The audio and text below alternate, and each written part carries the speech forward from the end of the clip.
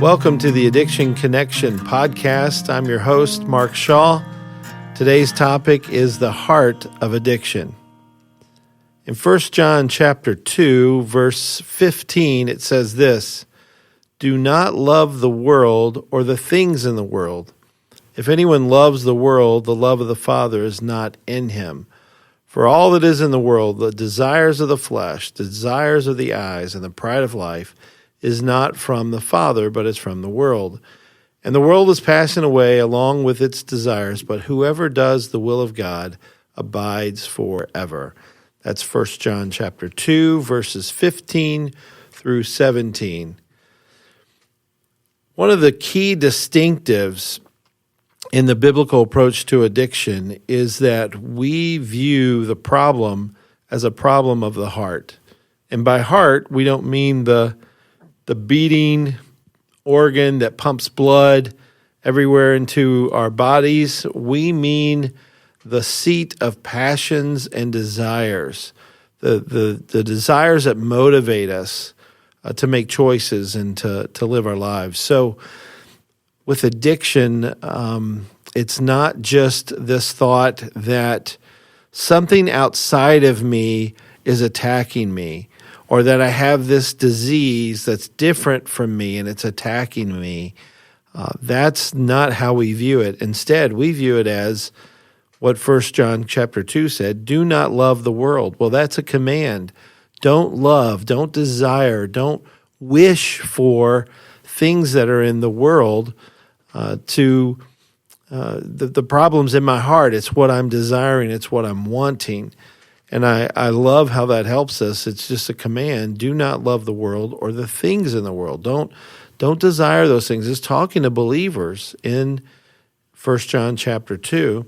Because if anyone loves the world, the love of the Father is not in him. And I believe in that moment for believers, when we want what the world has to offer, the love of the Father is not in us. In that moment, we're not looking to heaven. We're not looking to Christ. We are desiring what the world has. We've set our affections on the world, and that's what we pursue. And so in that moment, it doesn't even look like we're Christians, when we're seeking after what the world has to offer. Now, switching back to this idea of a disease, the disease concept is a fairly new concept. It got popularized in the 1930s. And so people came up with the idea that alcoholism is a disease. It's like a disease is what they used to say. Now they say it is a disease. But with alcoholism as a disease, as a problem, what that does is that takes away the responsibility from one's own heart. And a lot of people say, well, no, you still have to be responsible to take care of your disease. You know, you have to go to meetings, you have to do certain things to care for your disease well, just like someone with a real medical disease, they have to take their insulin shots or their whatever treatments they use to care for their disease. They have to do those things. Well, my problem with that is the Bible doesn't teach that. The Bible teaches that it is a heart problem. It's the desires in our hearts that cause us to choose what the world has to offer. And 1 John 2:15 talked about that, but verse 16 says, all that's in the world, so everything in the world, and I believe you could just say everything that the world has to offer, it can be shucked down to the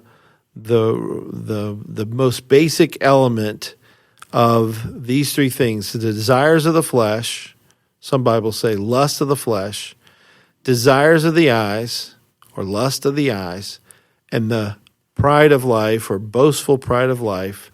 And those aren't from the Father, but are from the world. So those three desires, lust of the flesh, lust of the eyes, pride of life, are the three things in us that connect us to what the world has to offer. So we want what the world has to offer because we have a desire of the flesh, a lust of the flesh, or a desire of the eyes. We see it and we want it. or pride of life, we want it because of how it makes us look or feel or what have you. And these three things are in all of us, and they're the problem. And so this is really the secret sauce of the biblical approach to addiction counseling. Many approaches in addiction counseling talk about addiction as though it's outside of them, as though it's attacking them. I read recently where someone said, their depression attacks them.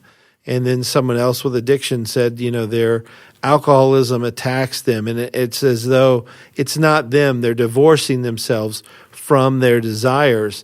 And what the Bible clearly tells us is it is our fault. We are the reason we desire. We are the reason that we want things in the world. And the connection point with the world is the lust of the flesh, lust of the eyes, and boastful pride of life. That's how we operate. And so we have to learn to desire new things. We can't walk in the flesh. We have to walk in the Spirit so we don't gratify the desires of the flesh. That's Galatians 5:16. You'll hear me mention that verse over and over because it's so true. If I'm operating in the lust of the flesh, lust of the eyes, pride of life, and gratifying the desires of my flesh, then I guarantee you I'm not walking in the Spirit. And so the love of the Father is not in me in that moment. The desires that I'm wanting, the focus is on the world, and it's not on Christ. And verse 17 of 1 John 2 says, "And the world is passing away along with its desires, but whoever does the will of God abides forever." So this world, its desires, all those things are fleeting. They're temporary. To drink some alcohol, smoke a little pot, seems harmless to some, but it's a fleeting desire. It's a fleeting thing. The next day, you're going to want more alcohol. The next day, you're going to want more pot. It's never going to be satisfied, and those things are passing away. They're fleeting desires. But when you do the will of God, and I have spoken to pastors recently and people who are helping others in the profession of biblical counseling and serving other people. When they do the will of God, they live forever. And what a promise to have everlasting life.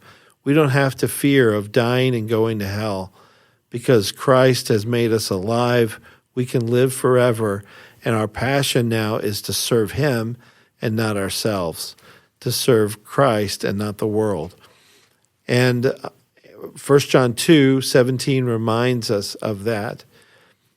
With biblical counseling and with the biblical approach to addiction, this is a distinctive, this is the secret sauce, if you will, is understanding how people are motivated. Are they motivated by lust of the flesh? Are they motivated by lust of the eyes? Are they motivated by the boastful pride of life? What is motivating them to do what they're doing? And how can we help them to have a new motivation, a new desire that demonstrates the will of God and demonstrates a love and a passion for Him that lives forever? That's the challenge in where we're going. So do we want people to be clean and sober? You betcha. We want their behavior to change? Yes, you betcha.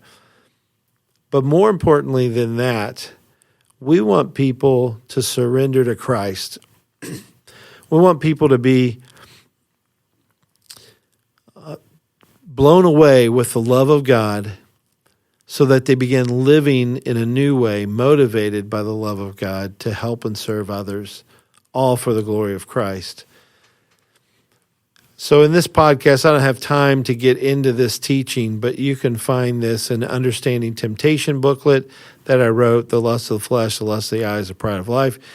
You can find it in some of the workshops that I teach, the Understanding Temptation workshop that I teach in the fundamentals of biblical counseling or the fundamentals of the biblical approach to addiction counseling.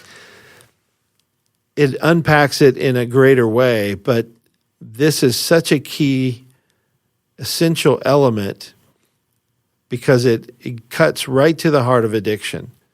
I mean, I wish I could blame something outside of myself for my sinful choices, but it's me. It's my desires. And, I met with someone recently and I said, we can't go around and close all the alcohol stores and all the places that sell alcohol just because you now are living in a way that you're sober, that you're not desiring that. I mean, there's no way to go around and close off all of that. And if we did, you would just find something else that you desired and you would do that. And the person agreed with me right away because it's his heart. It's his desires. And God even said this in 1 Samuel 16:7. The Lord said to Samuel when Samuel's looking for the king and is rejecting God's candidate, who is David, the Lord said to Samuel, "Do not look on his appearance or on the height of his stature, because I have rejected him. For the Lord sees not as man sees. Man looks on the outward appearance, but the Lord looks on the heart." And David had a heart that was passionate for Christ.